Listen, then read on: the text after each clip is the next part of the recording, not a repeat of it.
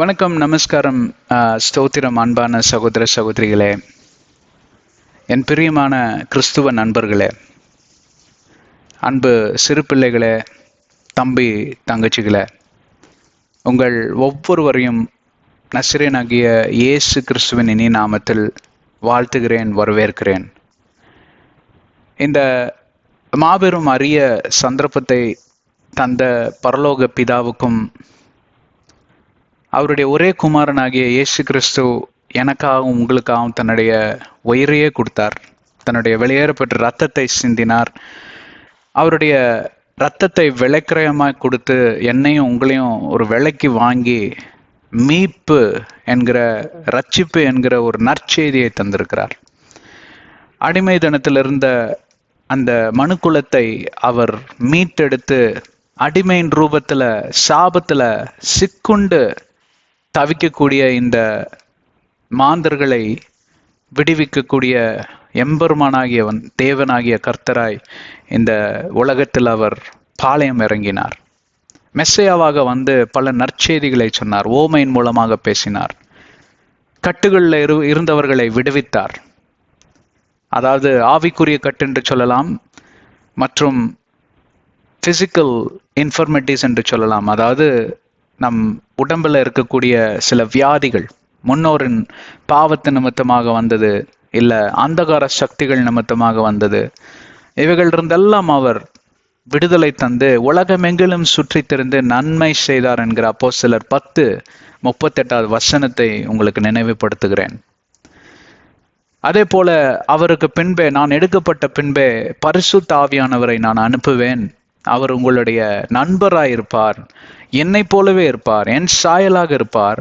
ஆனால் ஒரு நபரை போல உங்களோடு கூட இருந்து, உங்களுக்குள்ள இருந்து, உங்களுக்குள் வாசம் செய்து, நான் எதையெல்லாம் போதித்தேனோ, நான் எதையெல்லாம் உங்களுக்கு சொல்லி தந்தேனோ அவைகளை எல்லாம் உங்களுக்கு நினைவு ஊட்டி அந்த வேதத்தின் அடிப்படையில் உங்களை நடத்தக்கூடிய ஒரு உதவியாளராக இருப்பார் என்று யோவான் 14:16 வசனத்தையும், யோவான் 14:23 வசனத்தையும், யோவான் 14:26 வசனத்தையும் எனக்கும் உங்களுக்கும் பரிசுத்த ஆவியானவர் என்கிற அந்த வடிவில் இருக்கக்கூடிய நண்பனை தந்தவர் தான் இயேசு கிறிஸ்து.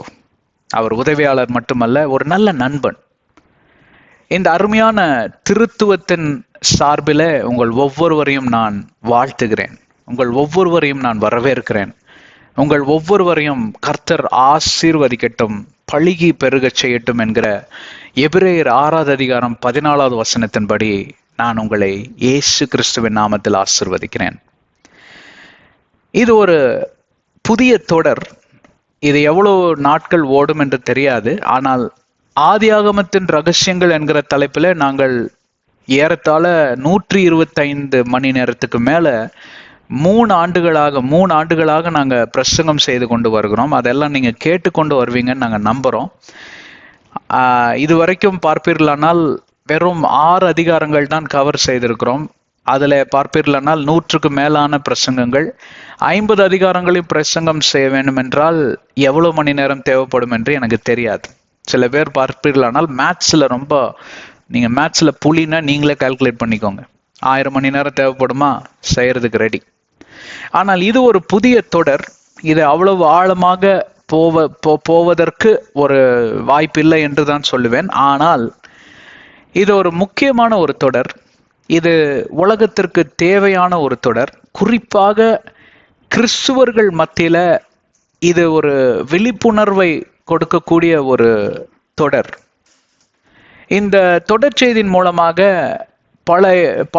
பல பேர்களுடைய அந்த என்ன சொல்றது, கண்கள் எல்லாம் கட்டப்பட்டிருக்கிற நிலைமையில இன்றைக்கு ஒரு வெளிச்சம் இல்லாத ஒரு தோற்றத்தில் இருக்கிறார்கள். இருளடைந்த சூழ்நிலையில் யாரோ சொன்னதை நம்பிக்கொண்டு, யாரோ சொன்னதை பின்பற்றி கொண்டு, வேதாகமத்தின் அடிப்படையில அவர்கள் அலாசி ஆராயாம, அவர்கள் யாரோ சொன்ன, எங்க முன்னோர் சொன்னாருங்க, எங்க தாத்தா சொன்னாருங்க, எங்க பாட்டன் சொன்னாருங்க, எங்க முப்பாட்டன் சொன்னாருங்க, எங்க ஃபாதர் சொன்னாருங்க, எங்க பாஸ்டர் சொன்னாருங்கன்னு சொல்லிட்டு பல பேர் பார்ப்பீர்களானால் இன்றைக்கு கண்கட்டிய நிலைமையில, அதாவது ஸ்பிரிச்சுவல் பிளைண்ட் ஃபோல்ட் என்று சொல்வார்கள் ஆங்கிலத்துல. இது இந்த தொடர் பார்ப்பீர்களானால் ஒரு 5 to 10 செஷன் தான் வரும். அதனால நாங்க கொஞ்சம் இங்கிலீஷ் அண்ட் தமிழ் ரெண்டும் கலந்து தான் பேசுவோம். எல்லாத்துக்கும் ஆங்கிலம் தெரியும் தானே, அதனால மேக்சிமம் தமிழ், கொஞ்சம் இங்கிலீஷும் வரும் இடையில. பார்ப்பீர்களானால் தேர் ஸ்பிரிச்சுவலி பிளைண்ட் ஃபோல்ட். ஒரு கண் கட்டின நிலைமையில இருக்கிறப்போ உங்களுக்கு ஒரு வெளிச்சம் தெரியாது. இப்போ கருப்பு துணியில கண்ணை கட்டுனா சுத்தம், ஒண்ணுமே தெரியாது. ஆனா ஓரளவுக்கு ஒரு வெள்ளை துணியோ இல்ல ரொம்ப லேசான துணியில கட்டினால் உங்களுக்கு ஓரளவுக்கு யூ வில் ஹேவ் விசினிட்டி. ஓரளவுக்காவது ஆப்போசிட்ல ஒரு நிழலாட்டமாவது உங்களுக்கு தெரியக்கூடிய ஒரு சந்தர்ப்பம் உண்டு இல்லைங்களா? At least shadow will pass by. அதுதான் பார்ப்பில்லானால் பெயர் கிறிஸ்துவர்கள் கருப்பு துணியை போட்டு நல்லா இறக்கி கட்டிட்டாங்க. பாரம்பரிய கிறிஸ்துவர்கள் அதுலயே கொஞ்சம் தின்னான ஒரு கிளாத், ஓரளவுக்கு நிழலாட்டம் தெரியும். ஆனா பெந்தெகோஸ்ட் கிறிஸ்துவர்கள் அதை விட பயங்கரமான ஒரு நிலைமையில இருக்கிறாங்க. அவங்க நினைச்சிட்டு இருக்காங்க, எங்களுக்கெல்லாம் எந்த கண்கட்டும் இல்லைங்க அப்படின்னு. நிறைய பெந்தெகோஸ்ட்மார்கள் என்னை கேட்டுக்கொண்டிருக்கிறவர்கள், தயவு செஞ்சு ஒஃபெண்ட் ஆகாதீங்க, கோவிச்சுக்காதீங்க. நீங்க உங்களை கண்ணை யாரும் கட்டல, ஆனா உங்க கண்ணை நீங்களே இறுக்கி மூடிக்கிட்டீங்க. அதை விட பயங்கர மோசமான ஒரு காரியம். இதெல்லாம் உங்களுக்கு எப்படி பிரதர் தெரியும்னு கேட்டீங்கன்னா, நான் இந்த 3 வட்டங்களிலும் உள்ளே போயிட்டு வெளியே வந்தவன். கர்த்தர் ஒருவரே சாட்சி. நான் உங்ககிட்ட எல்லாம் பொய் சொல்லி பணம் கேட்டு உங்களை ஏமாத்தி இதெல்லாம் பண்ண வேண்டிய அவசியம் எனக்கு கிடையாது. அந்த மாதிரி கீழ்த்தனமான ஒரு காரியத்தை செய்வதற்கு ஆண்டவர் இந்த உன்னதமான ஊழியத்தை எனக்கு தரலைங்க. நாங்க ஏற்கனவே கர்த்தரால ஆசீர்வதிக்கப்பட்டிருக்கிறோம். எங்களுக்கு தேவையானதெல்லாம் நினைப்பதற்கும் ஜெபிப்பதற்கும் மேலாக எங்க தேவன் எங்களை ஆசீர்வதித்திருக்கிறார். இதுவரைக்கும் 5 ஆண்டுகளாக நாங்கள் 5 ஆண்டுகளுக்கு மேலாக ஊழியத்தை இந்த ஆன்லைன் மினிஸ்ட்ரியில செய்து கொண்டு வருகிறோம். ஆஃப்லைன்லயும் செய்து கொண்டு வருகிறோம். யாரிடமும் சென்று பணத்தை நாங்கள் கேட்டதாக யாரும் சொல்ல முடியாது. நாங்க கொடுத்துதான் பழக்கம். எவ்வளவு கொடுத்தோம், எங்க போய் என்ன கொடுத்தோம்லாம் யாருக்கும் தெரிய வேண்டிய அவசியம் இல்லை. அது எங்களுக்கும் தேவனுக்கும் இருக்கக்கூடிய கணக்கு.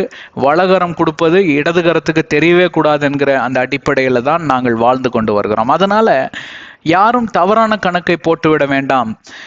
இவர் ஏதோ பணத்தை புடுங்கிறதுக்கோ இல்லை யாரோட பாப்புலாரிட்டி இன்னைக்கு என்னன்னு கேட்டா, எனக்கு எவ்வளவு வியூஸ் வருது தெரியுமா அப்படின்னு பெருமிதமா நாங்க வீடியோஸ் அப்லோட் பண்ணி உங்ககிட்ட அந்த லைக்ஸ் வாங்குறதுக்கோசரம் நாங்க இதை பண்ணலைங்க. இது ஆத்மீக ரிலேட்டடான ஒரு காரியம். This is spiritual discussion. This is all about winning a soulish. சரிங்களா? இது வேதாகமத்தின் அடிப்படையில ஒரு ஆத்மாவை நாங்கள் தொட வேண்டும். வேதாகமத்துக்குள்ள அந்த ஆத்மாவை கொண்டு விட்டுட்டோம்னா அவ்வளவுதான் எங்களோட பணி. ஆண்டவர் எங்களை அழைத்த காரணம் என்னவென்றால், வேதாகமத்திற்குள் யாரும் வருவதில்லை, எல்லாம் வேதாகமத்துக்கு வெளியில உட்காந்து வேதாகமத்தை வேடிக்கை பார்த்துட்டு இருக்காங்க இல்லைங்களா? ஒரு தாஜ்மஹால் இருக்கு, அது சித்திர வடிவில் உங்க வீட்டுல அமர்ந்து பார்ப்பதற்கும் தாஜ்மஹாலுக்குள் நுழைந்து அந்த தாஜ்மஹால் எப்படியெல்லாம் கட்டினார் அந்த ஷாஜஹான் தன்னுடைய லவர், தன்னுடைய காதலி ஆகிய மும்தாஜுக்கு எப்படியெல்லாம் கட்டினார் தெரியுமா?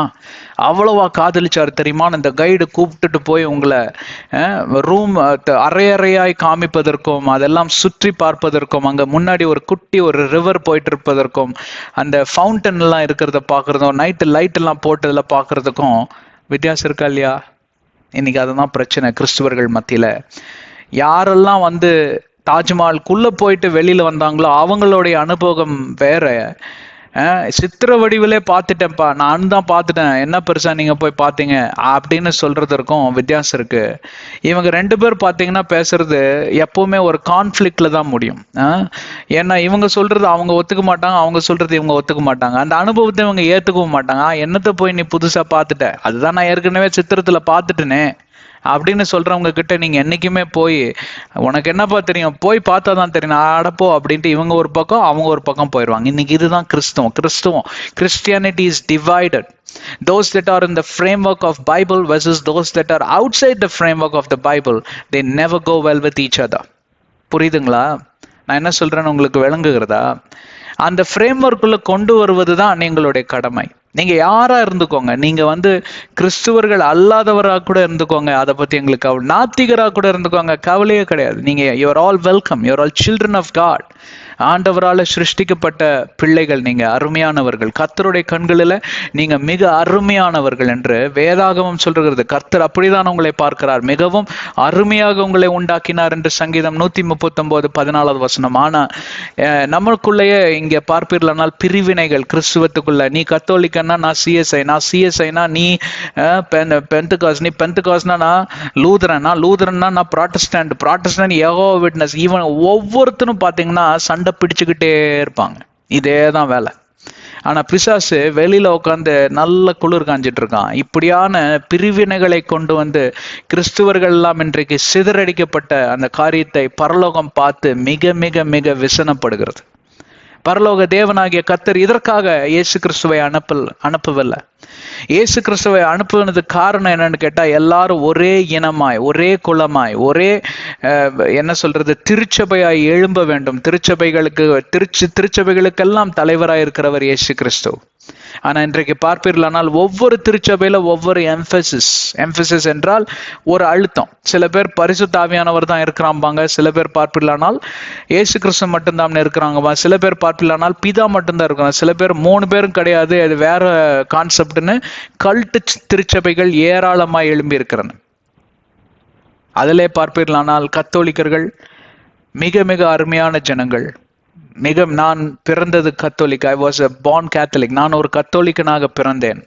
18 ஆண்டுகள் கத்தோலிக்க திருச்சபைகளில் நான் ஆல்டர் பாயாய் பணி புரிந்திருக்கிறேன். அங்க ஃபாதர்கள் மத்தியில நான் சேவை செய்திருக்கிறேன். சிறு பையன்தான், குட்டி பையன்தான். ஆனால் மிக மிக ஒரு பக்தி வைராகியம் கொண்டவன்.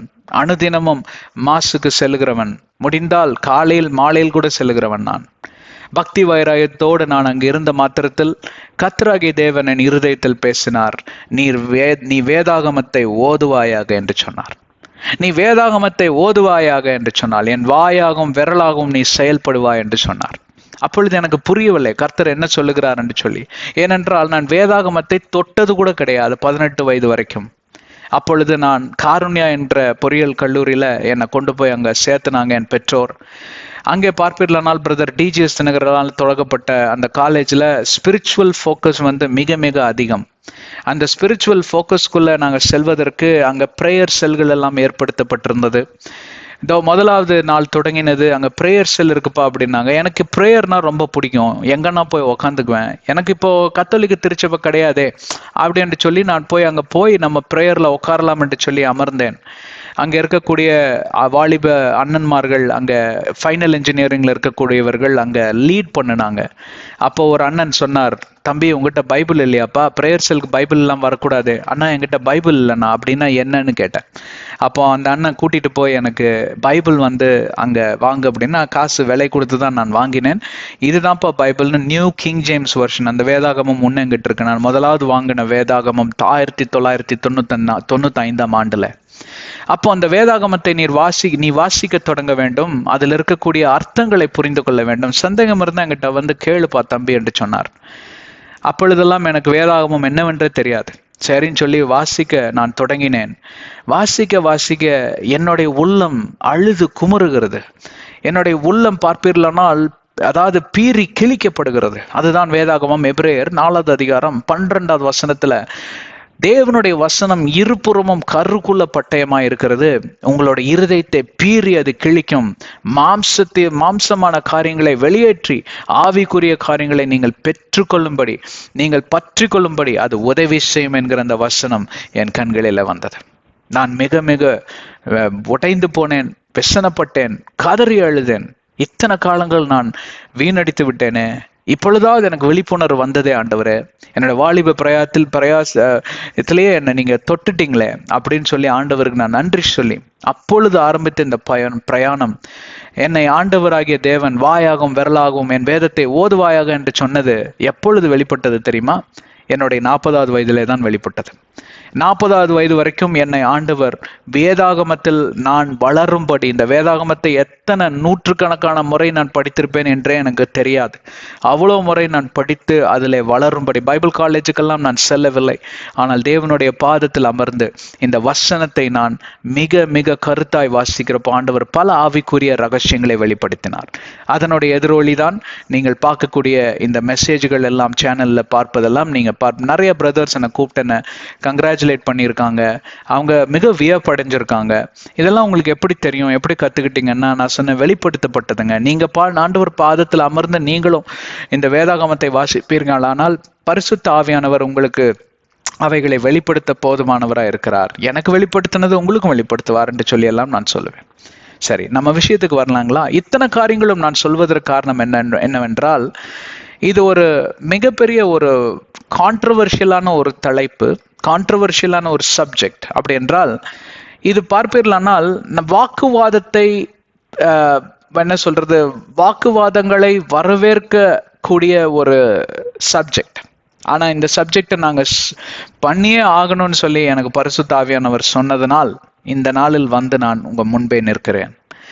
இதை பண்ணுவதற்கு ஏறத்தாழ எனக்கு 5 ஆண்டுகளாக ஏவுதல் என்னுடைய இருதயத்தில் உண்டாய்கொண்டே இருந்தது. ஆனால் நான் அதை நிராகரித்து கொண்டே வந்தேன். பல செய்திகளை நாங்கள் கொடுத்திருக்கிறோம், ஆங்கிலத்திலும் ஏதோ தமிழிலும் பல செய்திகள் நீங்கள் பார்த்திருக்க ஆயிரக்கணக்கான செய்திகள் உண்டு. ஆனால் இந்த தலைப்புல நான் பண்ண மாட்டேன்.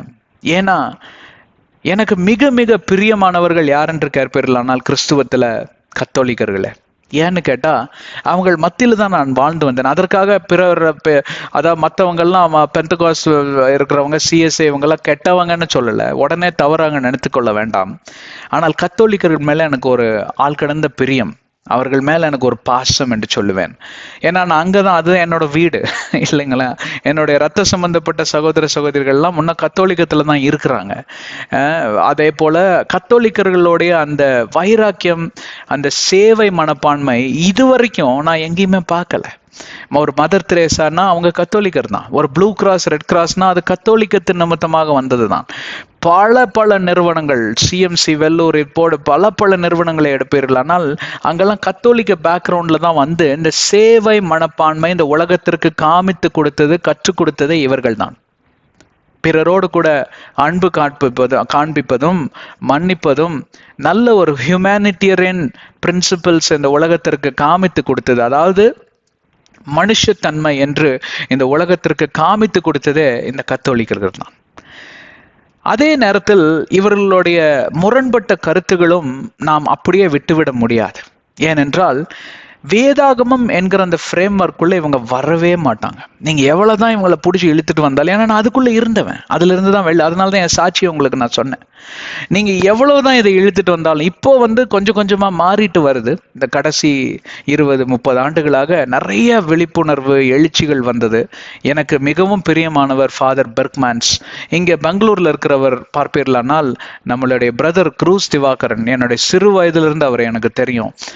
கத்தோலிக்கர்கள் மத்தியில பல பிரசங்கங்களை செய்த ஒரு அருமையான தேவ மனுஷன், ஒரு தேவ ஊழியக்காரன்.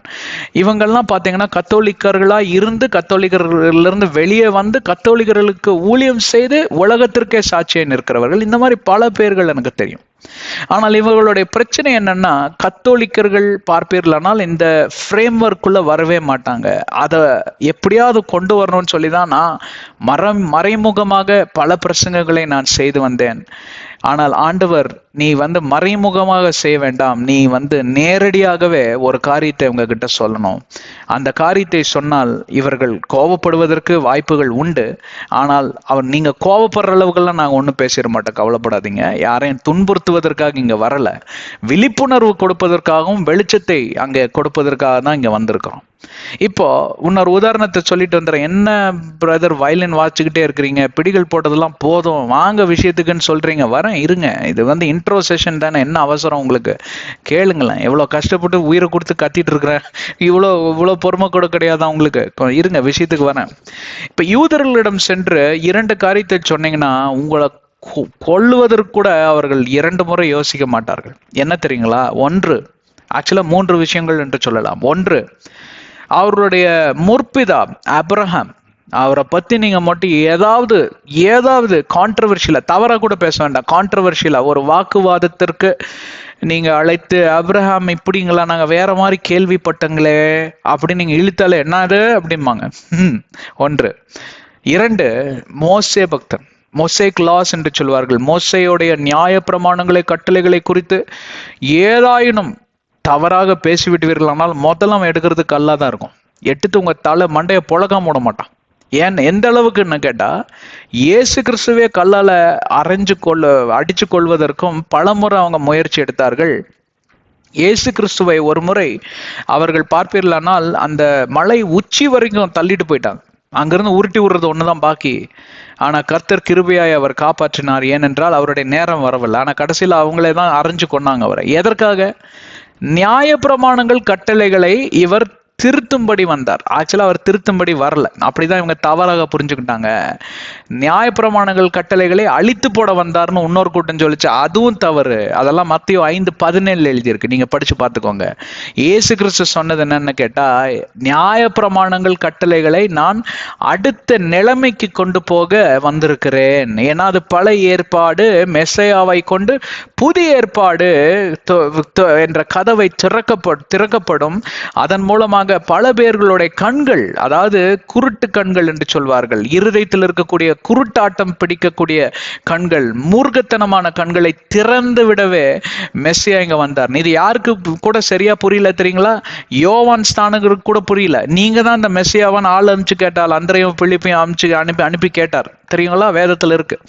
தனக்கு உயிருக்குயிரான நண்பன், தனக்கு உயிருக்குயிரான ஒரு சொந்தக்காரர், வயதுல, அதாவது கற்பப்பையில இருந்து அவங்க 2 பேர்த்துக்கும் கனெக்ஷன் இருக்கு, ஒரு விதமான பந்தம் உண்டு. இப்படிப்பட்ட யோவான் ஸ்நானனுக்கே புரியல. இவர் தான், நீங்க தான் அந்த மெஸ்ஸியாவா இல்ல உங்களுக்கு பின்னாடி ஒருத்தர் வருவாரான்னு கேள்வி கேட்கிறாருன்னா என்ன அநியாயமா இருக்கும், யோசிச்சு பாருங்க. அப்போ அவர்களுக்கு புரியவே இல்லை இயேசு கிறிஸ்துவை. ஏன்னு கேட்டா, மோசே பக்தனை அவருடைய நியாய பிரமாணத்தையும் கட்டளைகளையும் அவர் எப்பொழுதுமே அங்க சுட்டி காமிக்கக்கூடிய ஒரு இது, அவங்களுக்கு கோபம் அவரை கல்லுல சிலுவையில் அரைஞ்ச கொண்டு போட்டாங்க. மூன்றாவது காரியம், யூதர்களுக்கு என்ன இதுன்னா, எங்க நீங்க சென்டிமெண்ட் தொடுங்கன்னா, இஸ்ரவேல், யாக்கோபு என்கிற அந்த இஸ்ரவேல் குலத்தை குறித்து நீங்க ஏதாயினும் பண்ணுவீர்களானால் போய் அடின்னு அடிச்சு விட்டு வந்துருவாங்க. சண்டைக்கு போறதுக்கு 2 தடவை யோசிக்க மாட்டாங்க. இப்படியே சொல்லிட்டு போலாம். இப்போ இதெல்லாம் sensitive areas of a Jewish person. இந்த மாதிரி காரியங்களை பேசாமல் தவிர்ப்பது நல்லது. ஆனால் அதே போல கத்தோலிகர்களுக்கு இருக்கக்கூடிய ஒரே ஒரு சென்சிட்டிவ் ஏரியா எது தெரியுங்களா? மாதா.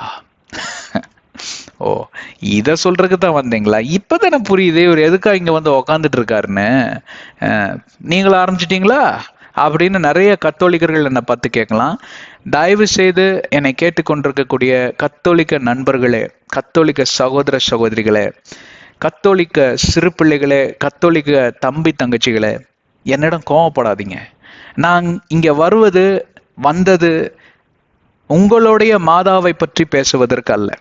ஏன் உங்களுடைய மாதா என்று சொல்லுகிறேன் என்றால், எனக்கு தெரிந்ததெல்லாம் சுவிசேஷத்திலிருந்து பேசுவதுதான். நான் பேசினது எல்லாம் சுவிசேஷத்தின் அடிப்படையில் இருந்துதான். The framework of Bible is what I had been talking and ministering and preaching and teaching by the absolute mercies and grace of God. இது எனக்கு மேலே இருந்து கொடுக்கப்பட்ட தாளந்து, மேலே இருந்து கொடுக்கப்பட்ட கட்டளை. உங்களுடைய மாதாவை பற்றி நான் இங்கே பேச வரவில்லை. எனக்கு தெரிந்த அன்னை மரியாள், இயேசு கிறிஸ்துவின் தாய், இவரை பற்றி உங்களுக்கு தெரியுமா? இவர் யார் என்று நீங்கள் அறிவீர்களா? இவர்களுடைய வேதாகமத்தில் இருக்கக்கூடிய ரகசியங்கள், எப்படிப்பட்ட பெண் ஆனவள் இந்த அன்னை மரியாள், எப்படிப்பட்ட பெண் ஆனவள் இந்த கன்னி மரியாள், எப்படிப்பட்ட பெண் ஆனவள் இந்த அன்னை மரியாள் கிறிஸ்து இயேசுவின் தாயானவர், எப்படிப்பட்ட தாயாராக வாழ்ந்து, எப்படிப்பட்ட ஒரு பெண்ணாக வாழ்ந்து, எப்படிப்பட்ட ஒரு பரிசுத்தவதியாக வாழ்ந்து, கிறிஸ்து இயேசு சிலுவையில் தொங்கின நிலைமையில் இருக்கிறார், நிர்வாண கோலத்தில் இருக்கிறார். அவர் அந்த இடத்துல சுவாசிப்பதற்கு கூட மிக கஷ்டப்படுகிறார். ஏனென்றால் உடம்பிலெல்லாம் அடி, ரத்தம் வழியுது, 3 ஆணில் அங்க தொங்கிட்டு நிக்கிறாரு. அவள கோலத்துல, நிர்வாண கோலத்துல. இந்த திரைப்படங்கள் எல்லாம் காமிப்பது போல அவருக்கு வந்து அங்க அங்க ஒரு சின்ன ஒரு வேஷ்டி மாதிரி எல்லாம் அவருக்கு சுத்தி இல்லைங்க, நிர்வாண கோலத்தில் அறையப்பட்டார். அப்படிதான் நிர்வாணிகளாக தான் அறைவாங்க. அப்போ கீழே வந்து சிலுவைக்கு கீழே யார் இருக்கிறாங்கன்னு கேட்டா ஒரு பெரிய பெண்கள் கூட்டம் இருக்கு. அவருக்கு எவ்வளவு கேவலமா இருந்திருக்கும்னு கொஞ்சம் யோசிச்சு பார்த்தீங்களா? பழைய நியாயப்பிரமாணத்தின் படி தன்னுடைய உடல் உறுப்புகளை, அதாவது தாயாரா இருந்தாலும் சரி தகப்பனா இருந்தாலும் சரி, பார்க்க கூடாது. அப்படிப்பட்ட ஒரு காரியத்தில் ஈடுபட்ட, அதாவது மோசே பக்தனுடைய நியாயப்பிரமாணங்கள் கட்டளைகள் வரும் முன்பே நோவா காலங்களில நோவாவை நிர்வாண கோலத்துல ஒரு மகன் பார்த்து விட்டான். அவன் ஜாபேத்துன்னு நினைக்கிறேன். ஷாமு ஹெம்மு ஜாபேத்தா இல்ல ஹேமான்னு தெரியல. ஷேம் பார்க்கல. அப்போ ஒருவன் பார்த்தனா நோவா எந்திரிச்சு சபித்து விட்டார். அதன் மூலமாக பிறந்ததுதான் இந்த கானானியர்கள். அந்த சாபத்தின் விளைவுதான் இந்த கானானியர்கள் வந்து எவ்வளோ பெரிய எதிராளிகளாய் மாறினார்கள் என்று வேத சரித்திரத்தை நீங்க ஆராய்ந்து பார்ப்பீர்களானால் உங்களுக்கு தெரியும். இப்போ அந்த நிர்வாண கோலத்தில் இருக்கக்கூடிய அந்த நிர்வாணி இயேசுவை எல்லா பெண்களும் காணக்கூடிய ஒரு அவல நிலைமைக்கு, கேவலமான நிலைமைக்கு, சாபத்தின் ரூபம் அந்த இடத்தில் இயேசு கிறிஸ்து எடுத்தார். அவர் சபிக்கப்பட்டவர் அல்ல, அவர் பாவி அல்ல, ஆனால் பாவங்கள் எல்லாம் சுமத்தப்பட்ட அந்த பலி ஆடாய், அந்த செம்மறி ஆடாய், அந்த பலி ஆடாய் அவர் அந்த இடத்துல தொங்கினார். இப்ப கீழே பல பெண்கள் இருந்தாங்க. அந்த பெண்களில் ஒருவராய் நின்று கொண்டு கடைசி வரைக்கும் நின்று கொண்டு இருந்தவர் தான் அன்னை மரியாள், இயேசுவின் தாய். ஆம் பிரியமானவர்களே, வாருங்கள், உங்களை அன்பாய் வரவேற்கிறோம். அன்னை மரியாள் இயேசு கிறிஸ்துவின் தாய் என்கிற தலைப்புல நாம் சில அத்தியாயங்களை நாம் அலாசி ஆராய போகிறோம். சில வேத ரகசியங்களை உங்களுக்கு நாங்கள் கற்றுத்தர போகிறோம். வேதத்தில் இருக்கக்கூடிய இந்த அன்னை மரியாள் யார் என்று உங்களுக்கு தெரியுமா என்கிற அந்த தலைப்புல தான் இந்த வருகிற அத்தியாயங்கள் எல்லாம் நாங்கள் பேச போகிறோம். அதனாலதான் முன்னமே நாங்கள் சொல்லிட்டோம், அன்னை மரியாளோ இல்ல இயேசு கிறிஸ்துவின் தாய் என்று சொன்னோன்னே இவங்க எல்லாமே பின்ன அப்படியே பேக் அடிச்சு போயிடுவாங்க. யாரு? கத்தோலிக்கமாருங்க. தயவு செஞ்சு அதை பண்ணிடாதீங்க. ஏன்னா உங்களுடைய மாதாவை குறித்து நான் பேச வரவில்லை. ஏன் உங்களுடைய மாதா என்று சொல்லுகிறேன் என்று இப்போ உங்களுக்கு புரியாது. இந்த அத்தியாயங்களில் ஒன்றொன்றாய் நாம் அலாசி ஆராய்கிறப்போ இது உலகத்தால் கட்டப்பட்ட ஒரு பிம்பம். இந்த உலகத்தால் கட்டப்பட்ட ஒரு பிம்பம். This is an imaginary role. This is an imaginary description that people have given right from the days of King Constantine. ஆங்கிலம் தெரிஞ்சவர்களுக்கு இது அர்த்தம் ஆயிருக்கும் என்று நான் நம்புறேன். அர்த்தம் புரிந்து கொண்டிருப்பீர்கள் என்று நம்புறேன். தெரியாதவர்கள் என்னை கேளுங்க. இந்த கிறிஸ்துவம் என்கிறது தொடங்கப்பட்டது கிபி 337 337 AD. கான்ஸ்டன்டைன் என்கிற ஒரு ராஜா இருந்தார். அவருக்கு யுத்தத்துக்கு செல்லுவதற்கு முன்பே இயேசு கிறிஸ்துவை குறித்து அவன் தன் தாயார் சொன்னதனால், நான் இந்த யுத்தத்தில், பயங்கரமான ஒரு யுத்தம், ஒரு மோசமான நிலைமையில இருந்தார் அந்த யுத்தத்தின் மத்தியில. அப்போ அந்த யுத்தத்துல எனக்கு நீ சொல்ற இந்த இயேசு கிறிஸ்து தாயாரே ஜெயத்தை தருவாரனால் அவரை நான் என்னுடைய சொந்த இரட்சகராக நான் ஏற்றுக்கொள்கிறேன். அவங்க தாயார் சொன்னாங்க, நீ போயிட்டு வா மகனே, வென்று வா. அவரு அந்த யுத்தத்துக்கு போறாரு. அந்த யுத்தத்துல அவருக்கு ஜெயம் கிடைக்குது. அந்த நாளில இயேசு கிறிஸ்துவை தன்னுடைய இரட்சகராக அவர் ஏற்றுக்கொண்டார். அவர் அருமையான ராஜா, நல்ல மனுஷன். ஆனா பிரச்சனை என்னன்னு கேட்டா, இங்க அரசியல் ரீதியாக அவர் பார்க்க தொடங்கிறப்போ 2 தரப்பட்ட மக்கள் அங்க இருந்தார்கள். ஆக்சுவலா பார்ப்பீர்களானால் 3 தரப்பட்ட மக்கள். ஒன்று யூதர்கள், இன்னொன்று கிறிஸ்துவர்கள், இன்னொன்று பார்ப்பீர்களானால் ஒரு பெரிய இனமாக இருந்த பாகால், பேகனைட்ஸ் என்று சொல்வார்கள். பாகால் தேவர்களை வழிபடக்கூடியவர்கள், அதாவது கிறிஸ்துவர்கள் அல்லாத, இஸ்ரவேல் யாகுவே தேவன் அல்லாத பல தேவர்கள் இருப்பாங்க. பார்த்தீங்களா? இன்னைக்கு இந்தியாவோட நிலைமை, Nepal, Bhutan, China, Japan, Korea என்ற பாப்புலரான பல தேவர்கள் இருக்கிறாங்க. ஆயிரக்கணக்கான தேவர்கள், 10,000க்கு மேலான தேவர்கள், லட்சக்கணக்கான தேவர்கள். அவங்க பேர் வைக்கிறதெல்லாம் தெய்வம்னு சொல்லி கூட்டமாக இன்றைக்கு கொத்து கொத்தா வந்து பிரிந்து அலைந்து திரியக்கூடிய சூழ்நிலையில் இந்த உலகம் இயங்கி கொண்டிருக்கிறது. இது இன்னைக்கு மட்டும் அல்ல, அன்றைய காலத்திலேயே இருந்த ஒரு பிரச்சனை.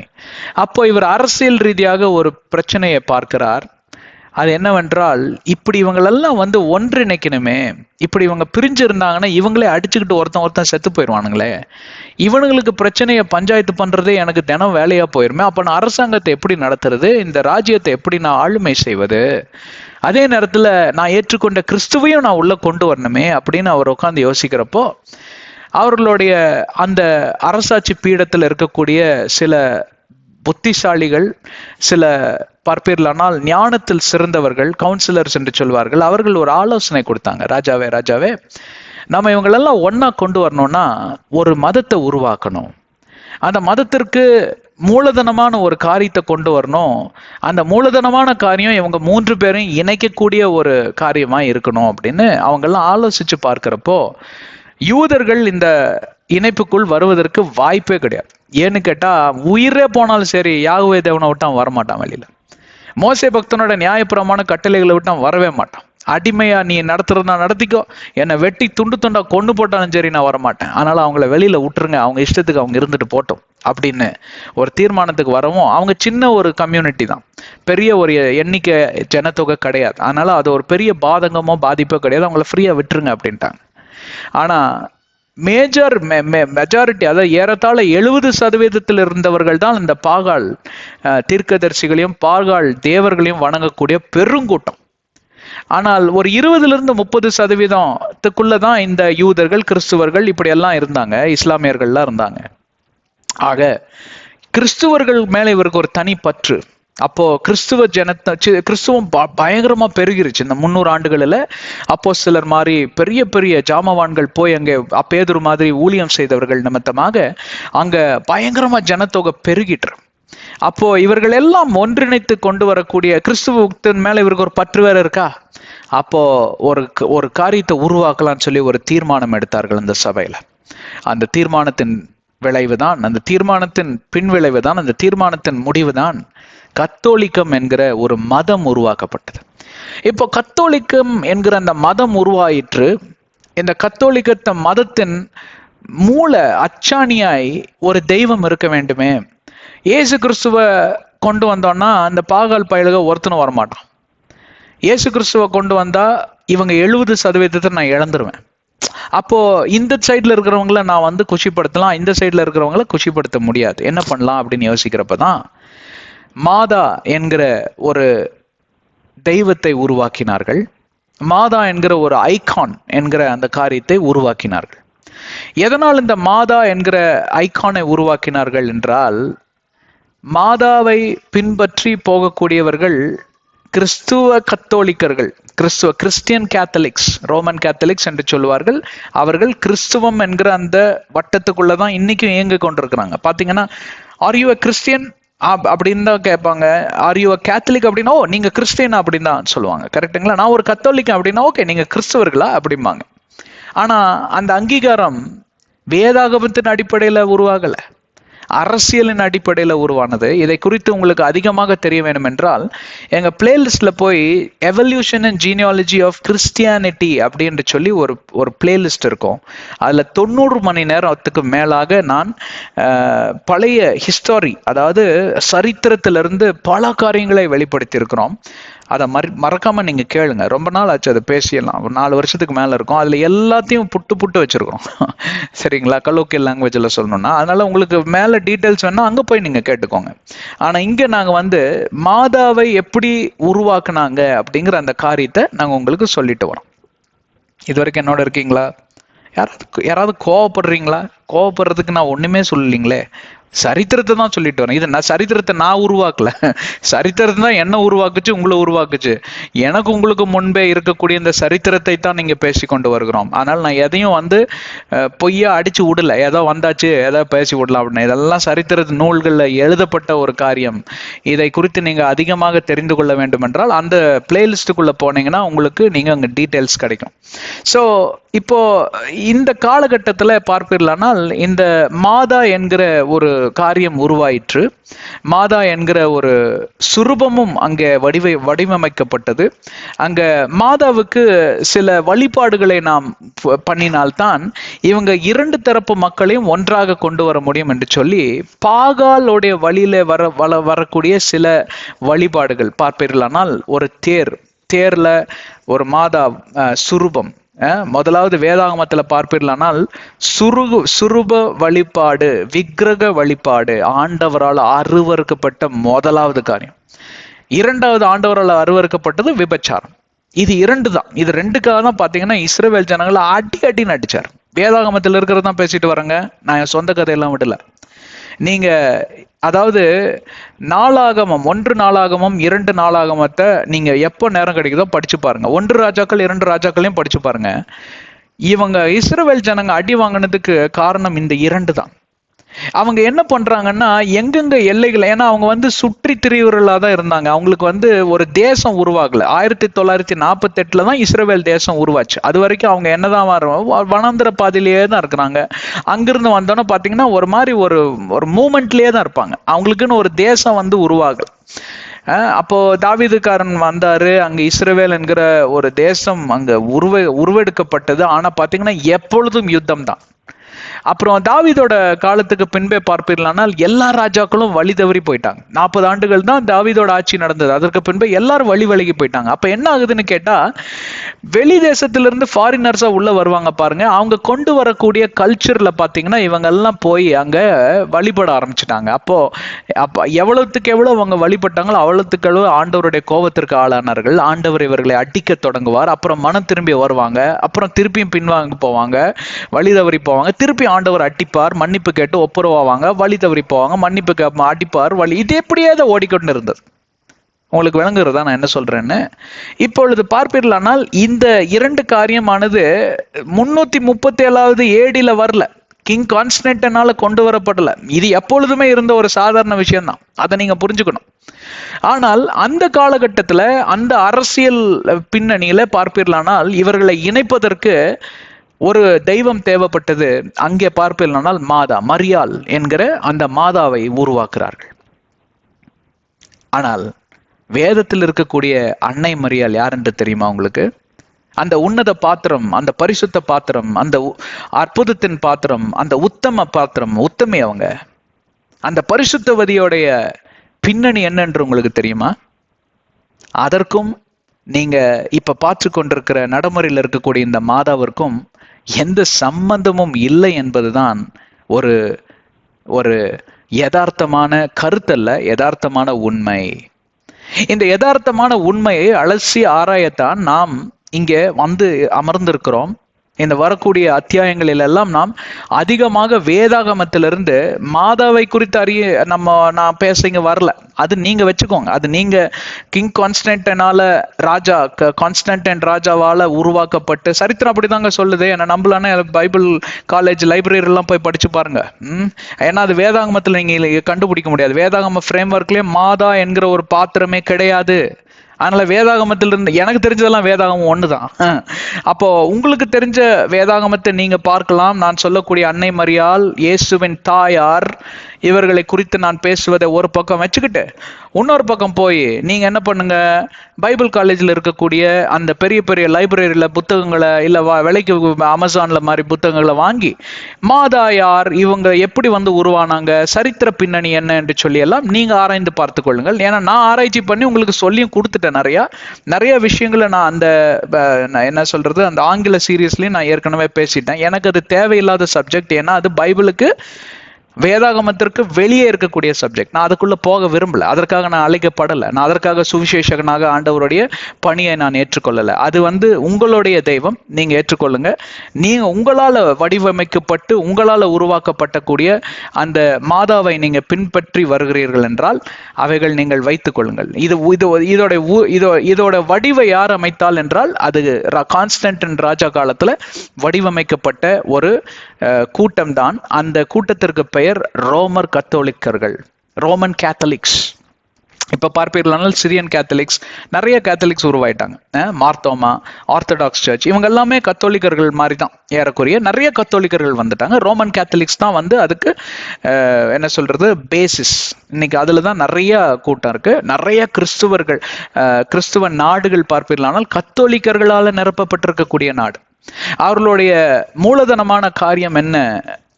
அன்னை மரியாள் அல்ல, மாதா. அன்னை மரியாள் இயேசு கிறிஸ்துவின் தாயார் என்கிறது வேற பாத்திரம். மாதா என்ற அந்த பாத்திரம் முற்றிலும் வேற பாத்திரம். இவைகளை குறித்து அலாசி ஆராயத்தான் இந்த இடத்தில் உங்களோடு கூட நான் இணைந்து கைகோர்த்திருக்கிறேன். இது என்னுடைய கடமை, இதனுடைய கடமை.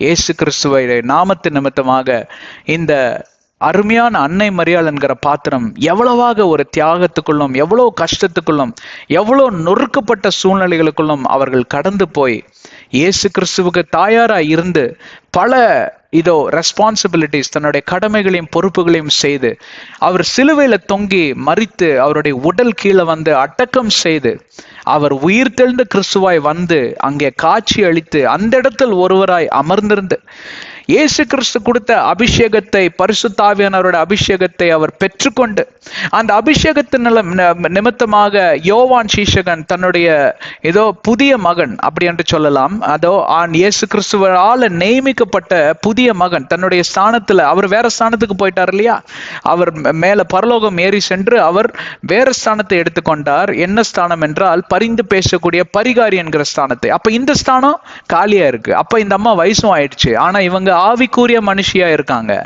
அவங்க மகன்களோட சேர்ந்து போல, ஏன்னா அவங்க எல்லாம் பாரம்பரியத்தில் தான் இருந்தாங்க. அவங்க இஸ்ரவேல் ஜனத்தில் இருக்கக்கூடிய பாரம்பரிய கிறிஸ்துவர்களா கிறிஸ்துவல்ல பாரம்பரிய யூதர்களா இருந்தார்கள். அங்கே செல்வதற்கு இந்த அம்மாக்கு மனம் இல்லை. சிலுவையில் அண்டையில அவர்கள் காதறி அழுவதை இயேசு கிறிஸ்து அங்கே பார்க்கிறார். பெண்ணே, இன்று நாளிலிருந்து யோவான் சீஷகன் உன்னுடைய மகன், யோவான் இன்றைய நாளிலிருந்து இவர்தான் உன்னுடைய தாய். இது ஒரு புதிய உறவு, நான் கட்டி அமைக்கக்கூடிய புதிய உறவு. நீங்க ரெண்டு பேரும் ஒன்னாதான் இருக்கணும். உன்னுடைய தாயை பார்த்துக்கிறத போல இந்த அம்மாவை நீங்க பார்த்துக்கணும் அப்படின்னு சொல்லி யோவான் சீஷனுக்கு அந்த இடத்தில் இயேசு கிறிஸ்துவானவர் ஒரு கட்டளையை கொடுத்து விட்டு எல்லாம் முடிந்தது என்று தலை சாய்த்தார். அந்த நாளிலிருந்தே அவர்கள் வீட்டை விட்டு வெளியே சென்றார்கள். இதெல்லாம் வேதாகமத்தில் இருக்கு. இதெல்லாம் உங்களுக்கு நான் சொல்லித்தரேன், காமிக்கிறேன். வெளியேறி அவர் அவர் அவர் பார்ப்பீர்களானால் யோவான் சீஷனோடு கூட தான் அவர் மித்த நாட்களை அவர் கழித்தார் என்று வேதாகமும் சொல்லுகிறது, சரித்திர நூலும் சொல்லுகிறது. யோவான் சீஷனுடைய தன்னுடைய கடைசி நாட்கள் துருக்கி தேசத்துல தான் இருந்தது. அந்த துருக்கி தேசத்தில் அன்னை மரியாள் இயேசு கிறிஸ்துவின் தாயாரை வைத்து அவர் பராமரித்தார். கடைசி நாள் மட்டும் அவர் பராமரித்தார். அன்னை மரியாள் இயேசு கிறிஸ்துவோட தாயார் மரிக்கும் நாள் மட்டும் அவர்களுக்கு பணிவிடை செய்து அவர்களை பார்த்து கொண்டார் என்று சரித்திர நூல் சொல்லுகிறது. இவர்தான் இந்த அன்னை மரியாள். இவரை குறித்து பல காரியங்களை குறித்து நான் பேச இந்த இடத்தில் வந்திருக்கிறேன். கிறிஸ்துவால் அனுப்பப்பட்டிருக்கிறேன். பரலோகம் என்னை அனுப்பி வச்சிருக்குது. இதெல்லாம் நீங்க தயவு செஞ்சு கேட்கணும். மறுபடியுமா நான் சொல்லுகிறேன், இதோட 10 தடவைக்கு மேல சொல்லிட்டேன். இந்த உலகத்தால் உருவாக்கப்பட்ட இந்த மாதா என்கிற ஒரு வடிவமைப்போ, ஒரு மாதா என்கிற தெய்வத்தையோ குறித்து நான் பேசவோ இல்லை கமெண்ட் செய்யவோ இல்லை இவர்களை குறித்து நான் ஏதோ ஒரு காரியத்தை சொல்லுவதற்கோ இங்க வரல. இவங்களை பத்தி நான் பேசவே இங்க வரலங்க. அதைத்தான் சொல்ல வரேன். மாதா உலகத்தால் உண்டாக்கப்பட்டது, சரித்திரத்தால் உண்டாக்கப்பட்டது. கத்தோலிக்கர்கள் என்ற அந்த ஒரு அங்கீகாரத்தை கொடுத்த அந்த மாதா என்கிற தெய்வத்தை குறித்து நான் பேச இங்க வரவே இல்லை. நான் இங்க பேச வந்திருக்கக்கூடிய காரியம் அன்னை மரியாள், இயேசு கிறிஸ்துவின் தாயார். இவரை குறித்து நீங்கள் அறிவீர்களா? அப்படி என்று சொல்லி அந்த தலைப்புல பேசதான் இங்க இடத்தில் வந்திருக்கிறேன். வேதாகமத்தின் அடிப்படையில இந்த காரியத்தை எல்லாம் உங்களுக்கு விளக்கி நான் ஒன்றொன்றாய் சொல்லி கொண்டு வருவேன். ஒரு 5 to 10 செஷன் தேவைப்படும் நினைக்கிறேன். இதை கேட்டுட்டு நீங்களே வீட்டுக்கு போய் உங்க வேதாகமத்தை வாசிச்சு பார்த்து, அதே நேரத்துல நீங்க வழிபடக்கூடிய இந்த மாதாவையும் நீங்க வலது பக்கமா வச்சுக்கோங்க. இடது பக்கமா அன்னை மரியாள் இயேசுவின் தாயார் வேதாகமத்தில் எழுதியிருக்கக்கூடிய இந்த அருமையான பாத்திரம், இந்த அருமையான ஒரு பரிசுத்தவதியை பற்றி நான் பேசக்கூடிய இந்த காரியத்தை இடது பக்கம் வைத்து நீங்களே ஒரு தீர்மானத்துக்கு வந்துக்கோங்க. உங்களை குறித்து பேசுவதற்கு எனக்கு எந்த உரிமையும் கிடையாது. யாரோட மனதை காயப்படுத்தி யாரையும் தீர்ப்பதற்கு எனக்கு எந்த உரிமையும் கிடையாது. அந்த உரிமை யாருக்குமே ஆண்டவர் தரல. அந்த உரிமை அவரிடம் மட்டுமே உள்ளது. ஆனால் இப்படி வேறுபட்டு இருக்கக்கூடிய கிறிஸ்துவர்கள் மத்தியில இருக்கக்கூடிய இந்த குழப்பம், இருக்கக்கூடிய இந்த இருளான காரியத்தை அறிவிப்பது என்னுடைய கடமை, ஆவிக்குரிய கடமை. இதை நான் செய்யலைன்னா நான் பரலோகத்துக்கு போகவே முடியாது. அதனால இதை குறித்து யாரும் பயப்பட வேண்டாம், கலக்கடைய வேண்டாம். இவர் என்ன கண்ணா பின்னான்னு பேச போறார் மாதாவை பத்தி அப்படின்னு நீங்க நினைச்சீங்கன்னா அதுதான் கிடையவே கிடையாது. அதை முன்னமே சொல்லிடுறேன் நான். ஒரு வார்த்தை நாங்கள் உங்களுடைய ஆரோக்கிய மாதாவை பத்தியோ, காணிக்க மாதாவை பத்தியோ, உங்க சகாய மாதாவை பத்தியோ, இல்ல வேற என்னென்னமோ மாதாக்கள், நானும் புதன்கிழமை போனவன் தான், சனிக்கிழமை போனவன் தான், தேர் சுற்று பிரகாரத்தில் கலந்து கொண்டவன் தான், வேளாங்கண்ணிக்கு சென்று மொட்டையடித்தவன் தான், அந்த பீச்சில் மூழ்கி குளித்தவன் தான், அந்த காலங்களில் எல்லா காரியத்திலும் நான் ஈடுபட்டவன் தான். இதை பற்றி ஒரு வார்த்தை கூட நான் பேச இங்க வரவில்லை. அது உங்களுடைய ஒரு மதமாய் நீங்கள் வைத்துக் கொள்ளுங்கள், உங்களுடைய ஒரு தெய்வமாய் வைத்துக் கொள்ளுங்கள், உங்களுடைய ஒரு என்ன சொல்றது ஐகான், ஸ்பிரிச்சுவல் ஐகானாய் நீங்க வைத்துக் கொள்ளுங்கள். அது உங்களுடைய விருப்பம், அது உங்களுடைய இருக்கட்டும். ஆனா அதற்கும் பைபிளுக்கும் எந்த சம்பந்தம் இல்லை என்று சொல்லி உங்களுக்கு சொல்ல வந்திருக்கிறேன். முதலாவது. இரண்டாவது, நீங்க வணங்கி கொண்டிருக்கக்கூடிய இந்த பாத்திரம் தான் இந்த அன்னை மரியாள் இயேசுவின் தாயார் என்று நினைத்து கொண்டிருக்கிறீர்கள் அல்லவா? அது இல்லை என்று சொல்லுவதற்கும் இந்த இடத்தில் வந்திருக்கிறோம். மூன்றாவது, அப்போ அன்னை மரியாள் இயேசுவின் தாயார் யார் தான் அப்படின்னு நீங்க தெரிஞ்சுக்கணுங்கிற விழிப்புணர்வை கொடுக்கவும் இந்த இடத்தில் வந்திருக்கிறோம். ரத்தன சுருக்கமாக நான் பல காரியங்களை உங்களுக்கு சொல்லிட்டேன். இதுக்கே எனக்கு 45 நிமிஷம் ஆயிடுச்சு. வருகிற அத்தியாயங்களில் நாம் தொடர்ந்து பேசுவோம். என்னோட இணைந்திருங்கள். கத்தோலிக்க அன்பு சகோதர சகோதரிகளே, தயவு செஞ்சு தப்பா நினைச்சுக்காதீங்க. மறுபடியும் சொல்றேன், நீங்க வழிபடக்கூடிய மாதாவை குறித்து நான் பேச வரவில்லை. எனக்கு தெரிந்த அன்னை மரியாள் இயேசு கிறிஸ்துவின் தாயார், வேதாகமத்திலிருந்து நான் கற்றுக்கொண்ட அந்த காரியத்தை உங்களிடம் நான் பகிர்ந்து கொள்ள வந்திருக்கிறேன். நீங்க என்னோட இணைந்திருப்பீங்க நான் நம்புறேன். ஆண்டவராகிய இயேசுவின் நாமத்தில் உங்கள் ஒவ்வொருவரையும் வாழ்த்துகிறேன், ஆசிர்வதிக்கிறேன். தொடர்ந்து காத்திருங்கள். 2வது அத்தியாயத்தில் நாம் சந்திப்போம். ஆமென். கர்த்தர் உங்களை ஆசீர்வதிக்கட்டும்.